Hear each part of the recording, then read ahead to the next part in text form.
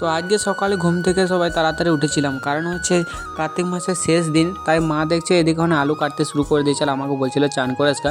তারপরে আমি চলে গেছিলাম চান করতে, আর চান করে এসে দেখছি দিদি এখন রান্নাঘরে লুচি করবে, সেই জন্য লুচি গোল গোল করে কেটে নিচ্ছে আর কি। তারপরে দেখছি আমার মা এদিকে চাপিয়ে দিয়েছিল আলুর তরকারি আর সুজি, অনেক কিছু হয়েছে। যারা যারা আমাদের বাড়িতে গৌড় ঢোকাবে আর কি, তাদেরকে আর কি খাওয়াবো, সেই জন্য দেখছো মায়ের দিকে গরম গরম লুচি ভাজছিল। আর আজকে আমরা সবাই মিলে অনেক ভোর ভোর উঠেছিলাম, যেহেতু একাই কাজ করতে হবে সবাইকে, তাই। তারপরে দেখছো ওরা এদিকে চলে এসেছিলো লুচি ভাজতে ভাজতে। তারপরে আমার মা তাড়াতাড়ি রেডি হয়ে ওদেরকে পায়ে জল দিয়ে দিল আর কি। তারপরে দেখতে পাবো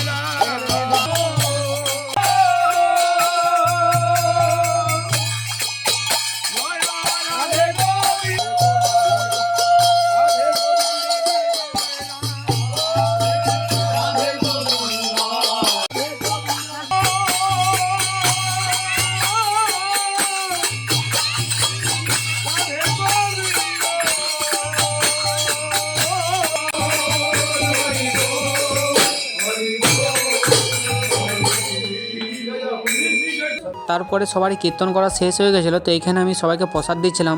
আর এদেরকে প্রসাদ দেওয়া শেষ হওয়ার পর মা এদেরকে খাবার দিয়ে দিয়েছিলো। তারপরে এরা খেয়ে দিয়ে সবাই মায়ের সঙ্গে একটু গল্প করছিল, আর তারপরে যে যার মতো বাড়ি চলে গিয়েছিলো।